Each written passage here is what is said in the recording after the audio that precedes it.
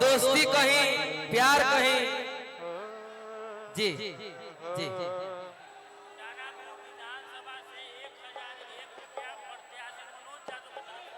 दानापुर विधानसभा से मनोज यादव जी के तरफ से 1001 रुपए का पुरस्कार, हार्दिक अभिनंदन, वंदन, बार बार प्रणाम, आशीर्वाद की प्रतीक्षा। कुछ कहल चाहत निकार हुआ माहौल के देख के कुछ दू शब्द रहो तनी कुछ बोल दी तो अच्छा लगे। एकदम बोलिए। हमरा के रउआ के लोग यूट्यूब पे देखले बा खाली लड़त झगड़त, लेकिन वैसा बाना हमारा दिल में कब बाना। रउआ कुछ बोलल चाहते हैं तो बोली। आप इतना अच्छा गाना गाते हैं, मैं आपकी सिंगिंग की बहुत बड़ी फैन हूँ, क्योंकि माँ सरस्वती ने जो आपको मतलब आवाज दिया है ना, वो शायद ही किसी किसी को दिया होता है। तो मैं चाहूंगी सभी लोग सुनना चाहते हैं आपका वॉइस और आपका गाना। मैं कब से बैठी हुई ताकि आपका गाना सुन के जाऊं मैं, तो मैं चाहती हूँ आप प्लीज गाइए। सीधा सीधी एगो बात, हमारा भी गाना एगो आइल बा, ओकरा में कलाकार के कोनो घर ना होला। आज ऐजा बनी पगड़ी खोल दे, अरे वाह भाव में मलाई देख के पहला काला बाबू, पहला काला लगा दो। मलाई देख के करना मन करी चाटेला, अतना सकेत कपड़ा तोहरा में कैसे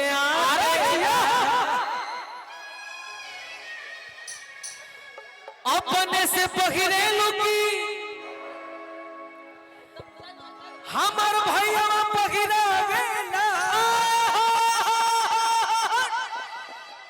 इहे बात हमारा दिमाग में न आवे।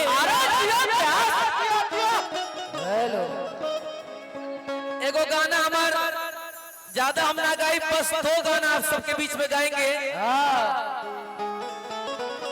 और इनका एक फरमाइश है सैड सॉन्ग का, तो बहुत दिन हो गए आपसे गले मिले हुए, तो हम लोग प्यार वाला मिलेंगे। कहाँ बुतकीन देहो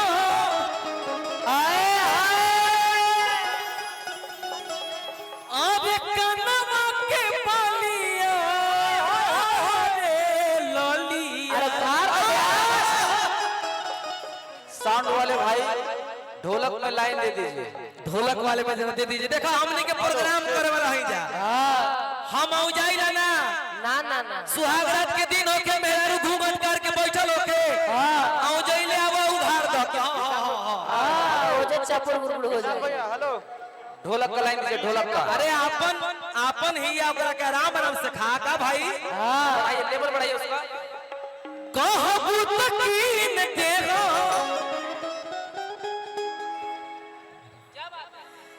अरे कनवा के पालिया रे ललिया। यह भाव हम नहीं चाहते कि उधर जाएं तो हम लोग गिर जाएं, सही बात। लेकिन अरे कि मिले बैठ जा लो भाई। हेलो भैया पीछे से बैठ जाइए तो साज बाज लोग कर जा, जतने में बजा दो कि मिले हर कि मिले आ जाई है गलिया अरे ललिया।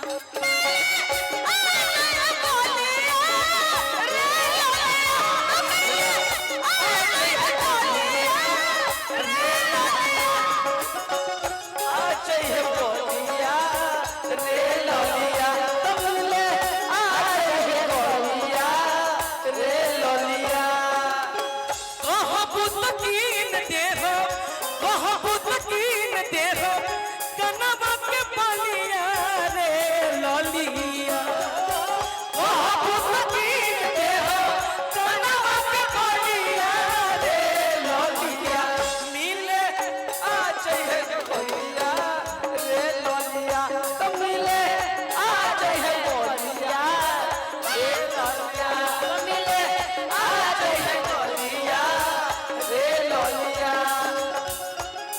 एगो धुन लागल है जे कौन प्यास बाड़ा चोलिया में चोलिया में बाड़ा चोलिया में होता राजा बाड़ा चोलिया में होता खुदा दूधी राजा चढ़ल फागुन के रोग सिहरेला सबा चढ़ल फागुन के रोग सिहरेला सबा हम फेन भइल जाता सारा दूधी राजा बाड़ा चोलिया में होता खुदा दूधी राजा बाड़ा चोलिया में होता खुदा दूधी राजा और एगो गाना याद पा गई ओवर प्यास ले अइलो तवना बही छोट बा खिलौना राजा लइका पानी ले अइलो तवना छोटे बखलौना राजा लइका बनी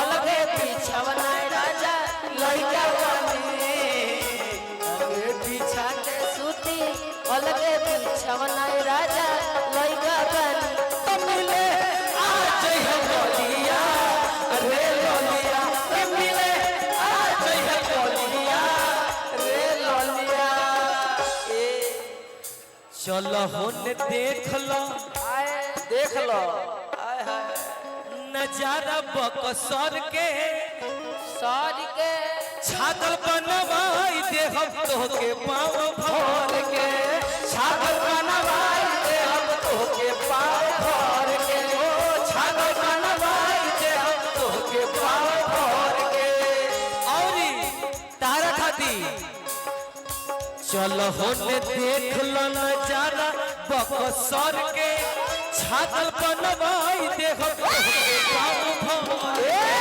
छागल बनवाई दे हम तो के पाँव भर के छागल बनवाई दे हम तो के पाँव भर के रुक जा भाई रुक जा आरा के नीमन होला अरे की आरा के नीमन होला अरे उठावा के ललिया रे ललिया आरा के नीमन होला आरा के नीमन होला उठावा के ललिया रे ललिया मिले